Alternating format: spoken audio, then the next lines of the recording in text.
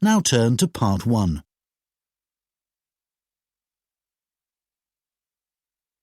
Part 1. You will hear a man talking to the coordinator of a photography club. First, you have some time to look at questions 1 to 4.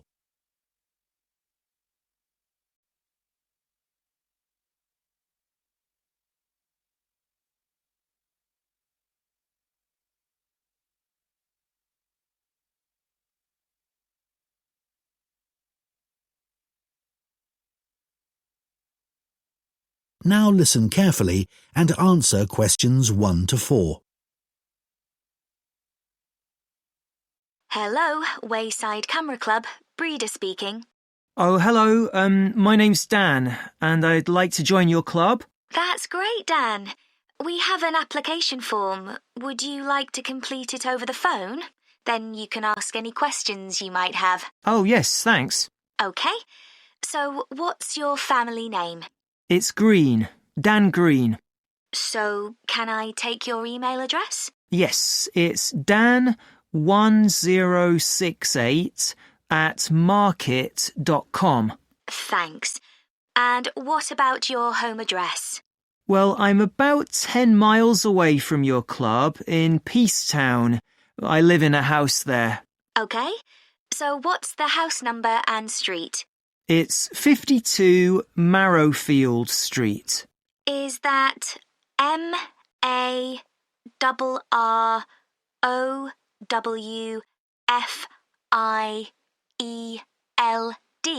That's right. And that's Peacetown, you said? Uh-huh. So, how did you hear about our club? Did you look on the internet? I usually do that, but this time... Well, I was talking to a relative the other day and he suggested it. Oh, is he a member too? He belongs to another club, but he'd heard good things about yours. OK. So, what do you hope to get from joining? Well, one thing that really interests me is the competitions that you have. I enjoy entering those. Right. Anything else? Well, I also like to socialise with other photographers. That's great. So, what type of membership would you like? What are the options? It's £30 a year for full membership, or £20 a year if you're an associate. I think I'll go for the full membership then. That's a good idea, because you can't vote in meetings with an associate membership. Before you hear the rest of the conversation, you have some time to look at questions 5 to 10.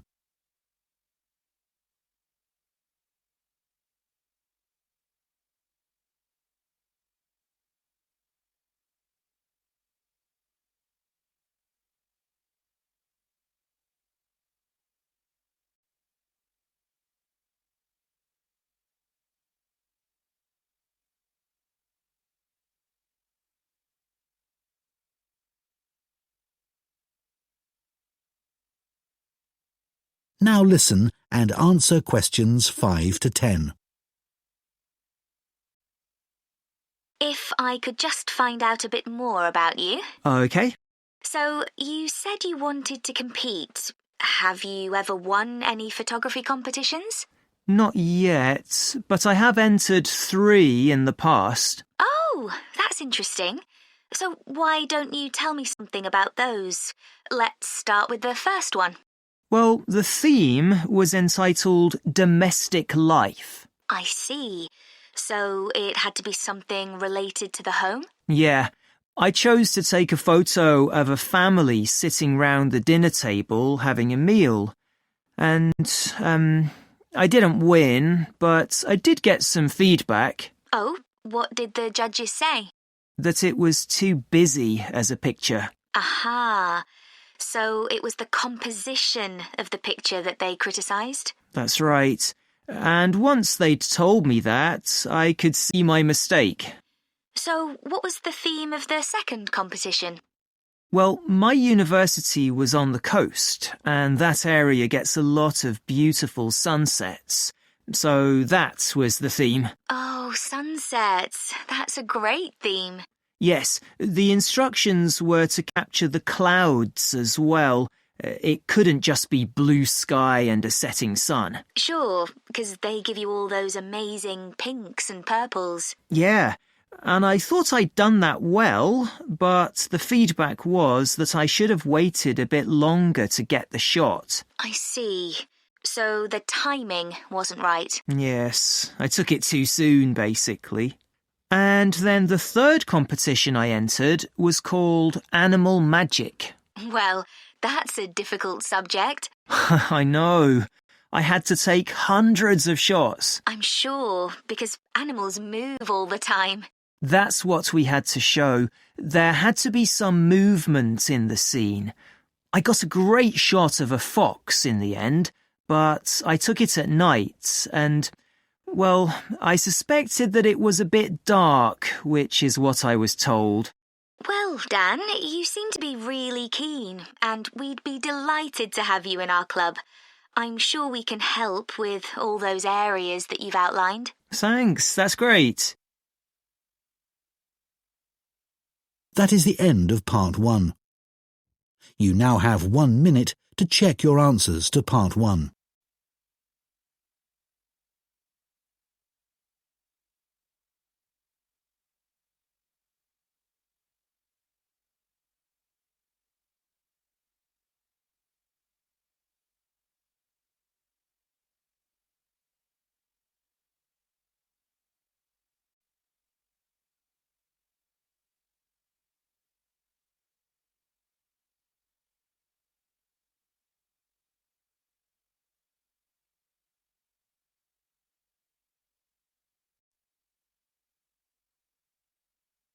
Part 2. You will hear an expert on picking wild mushrooms called Dan talking on the radio. First, you have some time to look at questions 11 to 14.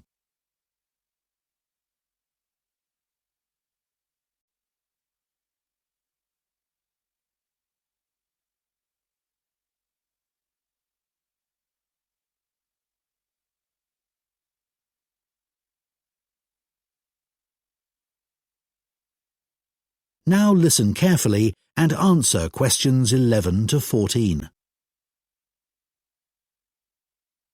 This evening, we're delighted to welcome Dan Beagle, who's just written a book on looking for and finding food in the wild. He's going to tell us everything we need to know about picking wild mushrooms. Thank you very much.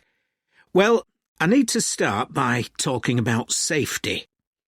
You really need to know what you're doing because some mushrooms are extremely poisonous.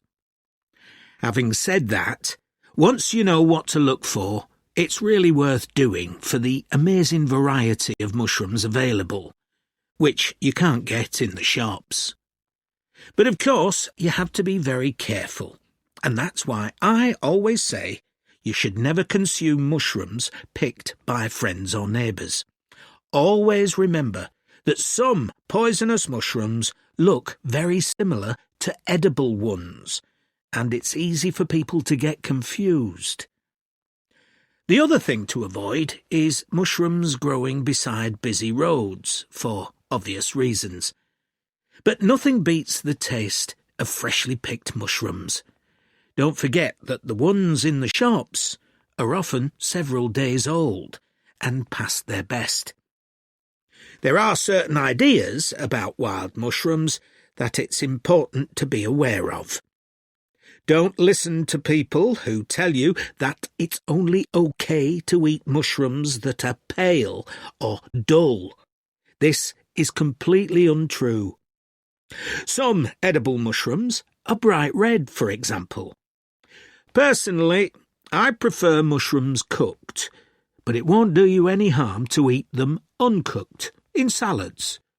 It's not necessary to peel them. Another thing you should remember is that you can't tell if a mushroom is safe to eat by its smell. Some of the most deadly mushrooms have no smell and taste quite nice, apparently. Finally, just because deer or squirrels eat a particular mushroom doesn't mean that you can. Before you hear the rest of the talk, you have some time to look at questions 15 to 20.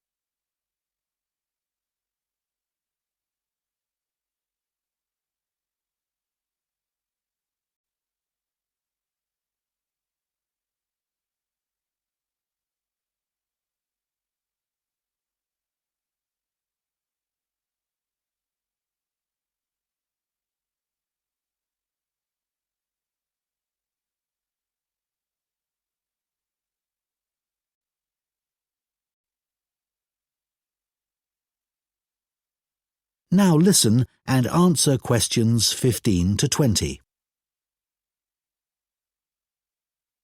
Of course, mushroom picking is associated with the countryside, but if you haven't got a car, your local park can be a great place to start. There are usually a range of habitats where mushrooms grow, such as playing fields and wooded areas. But you need to be there first thing in the morning, as there's likely to be a lot of competition. Not just people, but wildlife too. The deer often get the best mushrooms in my local park. If you're a complete beginner, I wouldn't recommend going alone or relying on photos in a book, even the one I've written. There are some really good phone apps for identifying mushrooms, but you can't always rely on getting a good signal in the middle of a wood. If possible, you should go with a group led by an expert. You'll stay safe and learn a lot that way.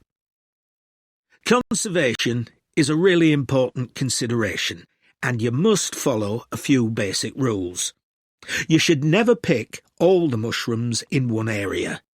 Collect only enough for your own needs. Be very careful that you don't trample on young mushrooms or other plants. And make sure you don't pick any mushrooms that are endangered and protected by law. There's been a decline in some varieties of wild mushrooms in this part of the country. Restaurants are becoming more interested in locally sourced food, like wild mushrooms. But the biggest problem is that so many new houses have been built in this area in the last 10 years. And more water is being taken from rivers and reservoirs because of this, and mushroom habitats have been destroyed. Anyway, a word of advice on storing mushrooms. Collect them in a brown paper bag, and as soon as you get home, put them in the fridge. They'll be fine for a couple of days, but it's best to cook them as soon as possible. After washing them really carefully first, of course. So, everybody knows what a mushroom tastes like, right? Well, you'll be surprised by the huge variety of wild mushrooms there are. Be adventurous. They're great in so many dishes. Stir-fries, risottos, pasta. But just be aware that some people can react badly to certain varieties, so it's a good idea not to eat huge quantities to begin with. OK, so now I'm going to show you a few examples of poisonous mushrooms. That is the end of Part 2. You now have 30 seconds to check your answers to Part 2.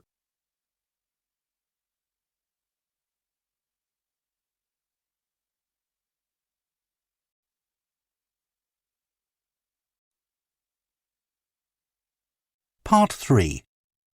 You will hear two business students discussing automation and the future of work.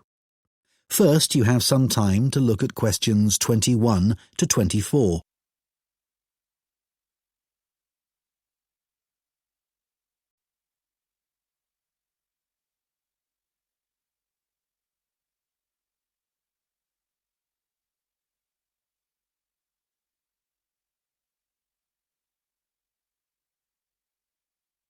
Now listen carefully and answer questions 21 to 24. That seminar yesterday, on automation and the future of work was really good, wasn't it? Looking at the first industrial revolution in Britain in the 19th century and seeing how people reacted to massive change was a real eye-opener. Yes. It was interesting to hear how people felt about automation then and what challenges they faced. I didn't know that first started with workers in the textile industry. With those protesting workers called the Luddites, destroying their knitting machines because they were so worried about losing their jobs. Yes, and ultimately they didn't achieve anything. And anyway, industrialisation created more jobs than it destroyed. Yes, that's true. But it probably didn't seem a positive thing at the time. I can see why the Luddites felt so threatened. I know. I'm sure I would have felt the same. The discussion about the future of work was really optimistic for a change. I like the idea that work won't involve doing boring, repetitive tasks, as robots will do all that. Normally, you only hear negative stuff about the future. Bit too optimistic, don't you think? For example, I can't see how people are about to have more leisure time when all the evidence shows people are spending longer than ever at work. No, that's true. And what about lower unemployment? I'm not so sure about that. Perhaps in the long term, but not in the foreseeable future. And I expect most people will be expected to work until they're much older, as everyone's living much longer. That's already happening. Before you hear the rest of the discussion, you have some time to look at questions 25 to 30.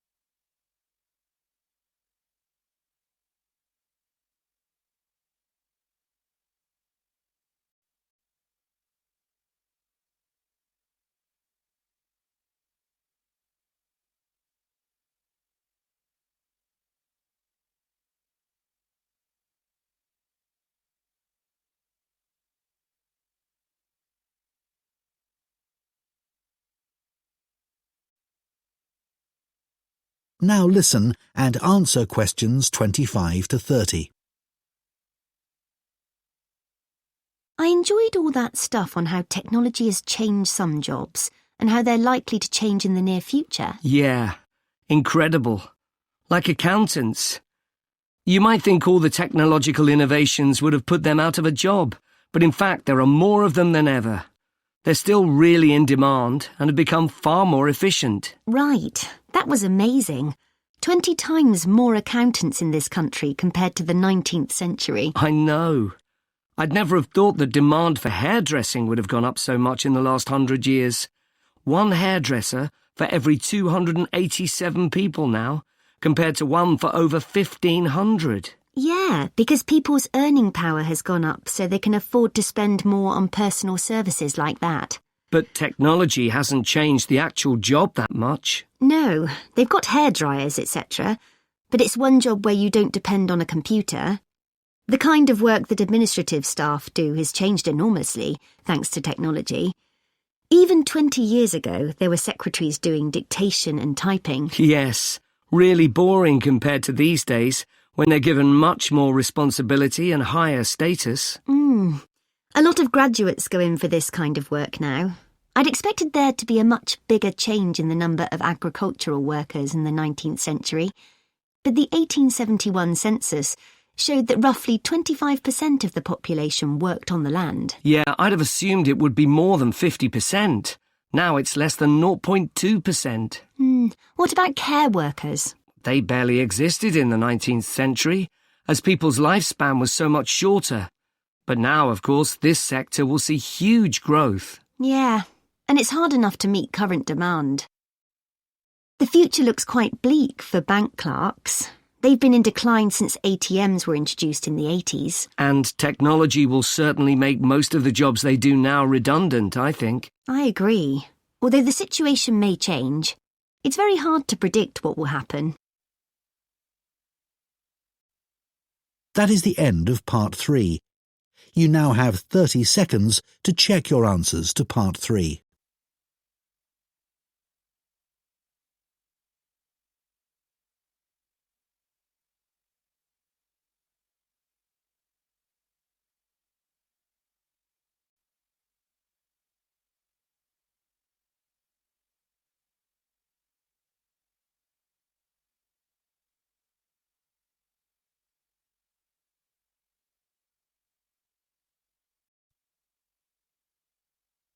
Part 4. You will hear part of a lecture for astronomy students about the need for a system to manage satellites and other objects orbiting the Earth. First, you have some time to look at questions 31 to 40.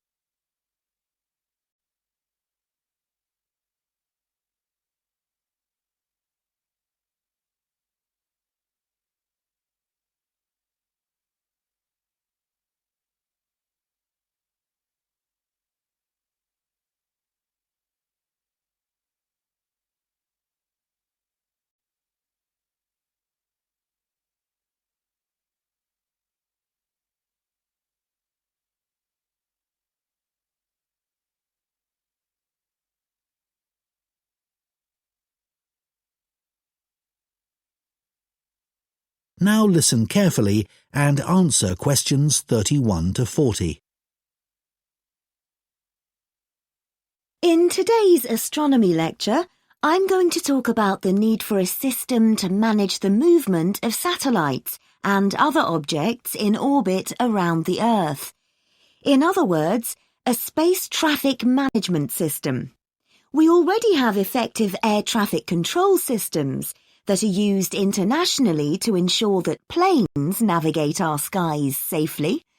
Well, space traffic management is a similar concept, but focusing on the control of satellites.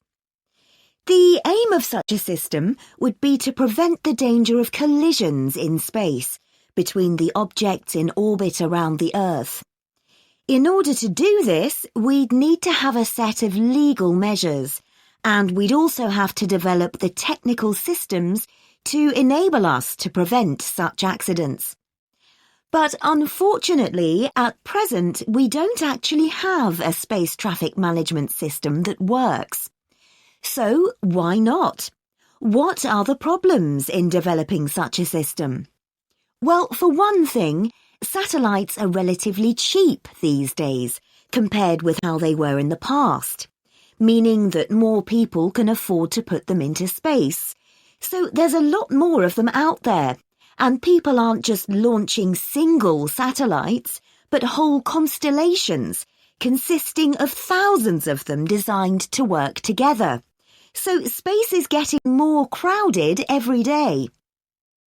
But in spite of this, one thing you may be surprised to learn is that you can launch a satellite into space, and once it's out there, it doesn't have to send back any information to Earth to allow its identification.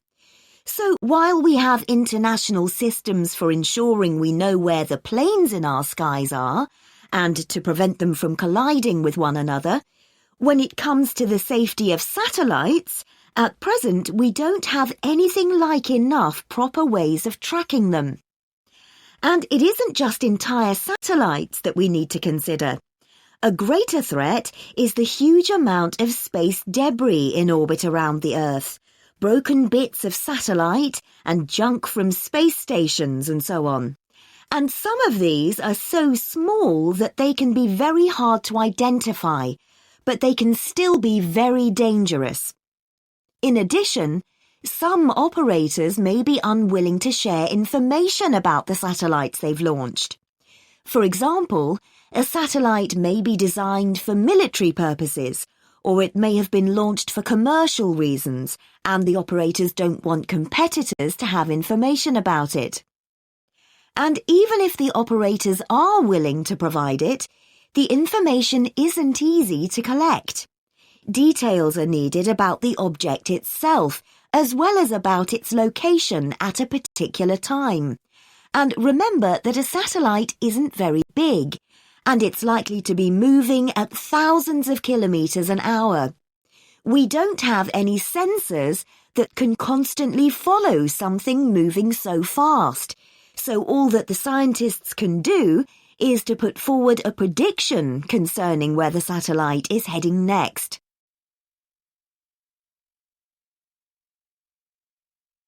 So those are some of the problems that we're facing.